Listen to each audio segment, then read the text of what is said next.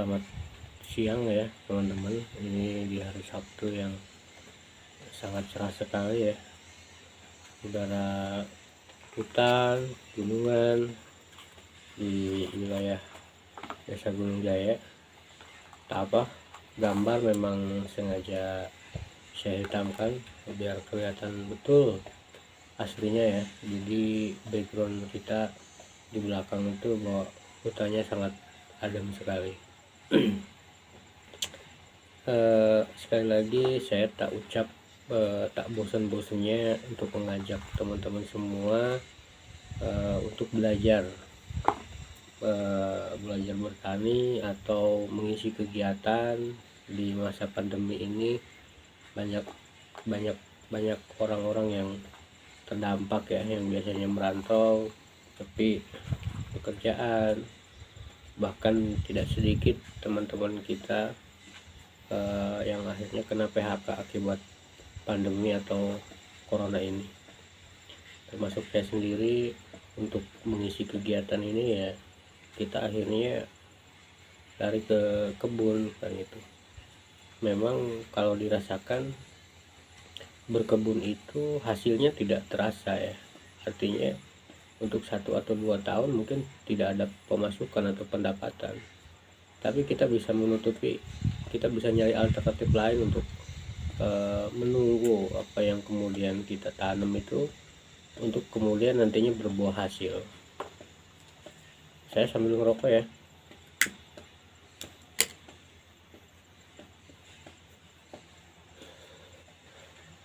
Sekali lagi, intinya ini video saya bikin untuk diri saya pribadi, bahwa perjalanan kita merintis lari ke dunia pertanian atau berkebun atau apalah istilah taninya, saya belum memahami begitu dalam ya.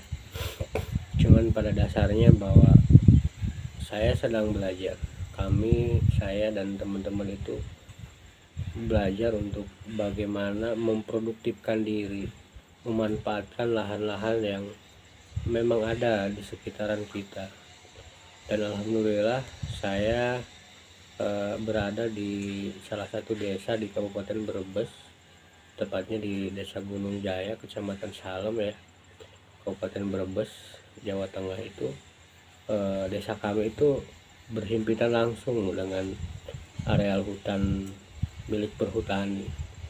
Jadi di sini kebetulan hutannya adalah hutan pinus, dan alhamdulillah bahwa perhutani memberikan kelonggaran, artinya kerjasama dengan mereka tumpang sari atau memanfaatkan lahan-lahan perhutani untuk produktif, saling menjaga.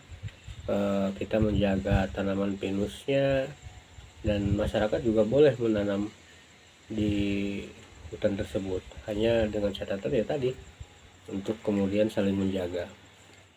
Tahun ini saya belajar dengan teman-teman atau dengan warga masyarakat di sini untuk menghidupkan kembali kejayaan tanaman kopi, karena kebetulan di desa kami dulu saya tidak paham tahun berapa, tapi pernah jaya, masyarakat pernah subur dengan adanya kopi. Tapi karena memang seiring waktu berjalan, masyarakat di sini mulai meninggalkan tanaman kopinya. Entah karena situasi apa, entah karena kejadian apa, jadi kopinya kurang terawat.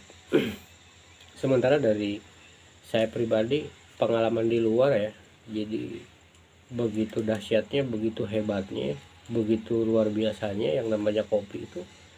Bisa dikatakan bahwa hampir seluruh penduduk di dunia ini mengenal dengan istilah kopi. Jadi bukan hanya di negara kita saja, di luar negeri pun banyak kopi kan gitu.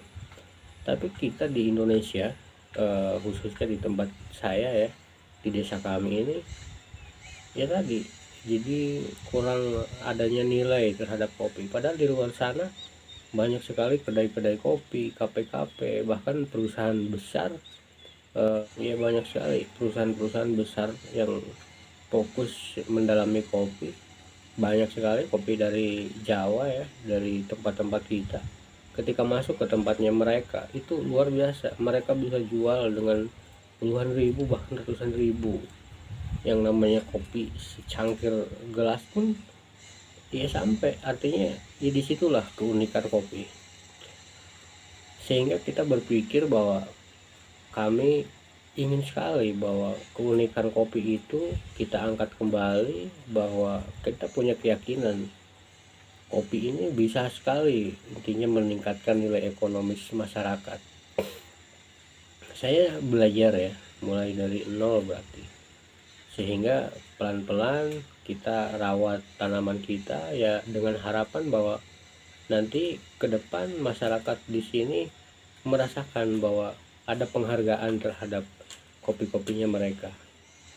Jadi bukan cuman kita nanti, sekalipun cuman memang pelajaran itu harus kita mulai dari diri kita sendiri.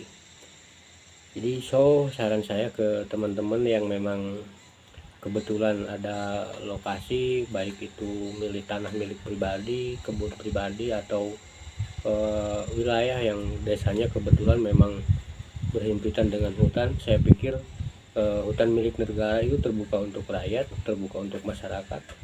Selagi kita berkomunikasi baik, bahwa kita bisa memanfaatkan selagi kita saling menjaga. Intinya di situ kita mengajak, sebenarnya tidak hanya kopi, banyak sekali ya selain kopi yang kemudian bisa kita budidayakan, bisa kita kembangkan.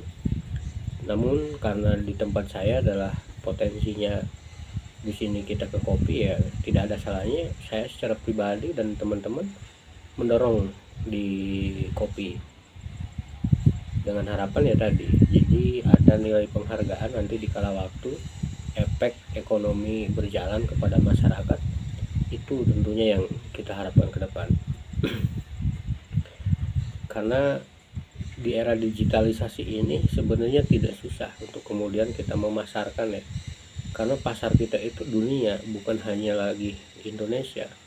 Jadi kita bisa jual di berbagai marketplace ya hasil produksi kita, apalagi kalau kita sampai bisa menciptakan kopi yang berkualitas. Jadi jangan putus asa ya, bahwa karena menanam itu tidak bisa langsung dirasakan, hari ini kita menanam dan besok kita menggali hasil, tidak bisa seperti itu. Tapi karena memang salah satu keunikan daripada bertani disitulah, bahwa ada proses, ada tahapan, seperti halnya kita menikmati kopi di warung kopi atau di kafe. Jadi tidak semerta-merta bahwa kopi yang kita nikmati itu tidak ada prosesnya. Jadi kalau tahu dari hilirnya, mulai dari pemilihan biji semai, kemudian sampai proses menyemai, sampai kemudian usia siap tanam dari 0 bulan sampai 8 bulan, bahkan ada yang hampir bibitan 1 tahun ya, sampai kemudian ditanam, sampai kemudian dia tumbuh besar, sampai kemudian akhirnya dia menghasilkan biji-biji kopi yang berkualitas, sampai akhirnya proses pengeringan, pemecahan biji, roasting, sampai akhirnya kita bisa menikmati berbagai macam merek kopi yang beredar luas ya, yang kemudian banyak lah, tidak bisa kita sebutkan satu persatu. Jadi intinya saya mengajak atau mengingatkan diri saya sendiri bahwa di negara kita banyak sekali potensi selain di tani yang kemudian masih kurang produktif. Jadi ke teman-teman pemuda atau para petani, jadi ayo kita gerakan kembali untuk bertani, berbudidaya, menanam, bahwa menanam itu bukan cuma untuk kita sendiri. Jadi efek luasnya itu kita memberikan satu energi positif, oksigen yang seluruh makhluk di dunia ini menghirup ya, awalnya dari kita, dari petani. Negara ini tidak akan bisa apa-apa tanpa adanya petani.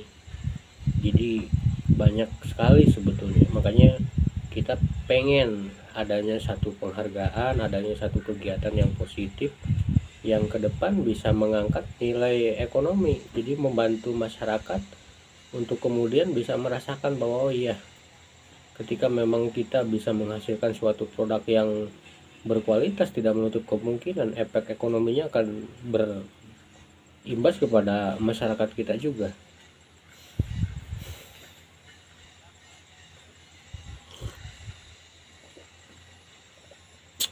Saya belajar bahwa intinya mulai dari menanam, menyemai, menanam, bahkan nanti mungkin kita mempunyai produk ya. Nama produk kita adalah Kopi Tiara Payung, bahwa mudah-mudahan khususnya saya pribadi dan teman-teman di sini jadi mampu menciptakan produk yang ya insya Allah ke depan itu bisa jadi salah satu unggulan, dengan harapan, dengan optimis kita ingin bahwa kopi punya kita berkualitas sehingga bisa masuk pasar Eropa, bisa juga membantu negara dari sisi perpajakan, tidak menutup kemungkinan. Ayo kepada teman-teman yang masih belum ada kegiatan, kami terbuka untuk saling kerjasama, saling belajar, kita saling kolaborasi. Kalau kita sedang di kopi ya mungkin untuk sementara kita bincang-bincang mengenai masalah kopi. Jadi kalau yang teman-teman di daerah kota atau kebetulan wilayahnya tidak ada lahan atau tidak ada bersentuhan langsung dengan hutan, tidak ada lokasi untuk dimanfaatkan, minimal teman-teman bisa jadi agent kami, artinya pemasar atau agen-agen penjualan itu bisa saja. Jadi dunia usaha itu banyak, petani menghasilkan kopi atau penjual nanti yang memasarkan, sehingga fungsi ekonominya akan berjalan.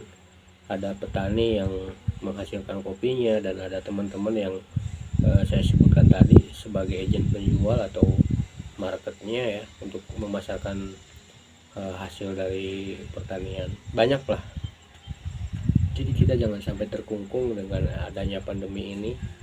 Saya tidak pernah bosannya mengajak teman-teman semua, terutama para pemuda ya, yang di tempat saya juga masih banyak efek imbas dari pandemi ini, susahnya mencari lapangan pekerjaan. Tapi sebetulnya ayo kita mulai bahwa pekerjaan itu tidak perlu dicari, tapi kita bikin sebuah lapangan pekerjaan. Salah satunya tadi, jadi walaupun memang berkebun, bertani, atau bercocok tanam, atau kita fokus dalam satu kegiatan, itu tidak langsung menghasilkan sebuah putaran ekonomi, tapi percayalah beberapa tahun atau beberapa bulan kemudian kita akan merasakannya. Kita akan mulai nilai ekonominya akan terasa betul. Ya itulah memang salah satu tantangan petani itu seperti itu. Tapi saya punya yakin jika kita fokus, jika kita kemudian ulet, jika kemudian semangat, tidak menutup kemungkinan. Jadi sekali lagi ayo teman-teman semua, kita berkolaborasi, kita bareng-bareng belajar. Tidak mesti kopi, banyak hal yang kemudian di luar kopi bisa teman-teman guleti. Jadi banyaklah, kita jangan sampai putus asa karena tidak ada pekerjaan, tidak ada kegiatan, tapi kegiatan dan pekerjaan kita bikin sendiri. Saya yakin pemuda itu bisa.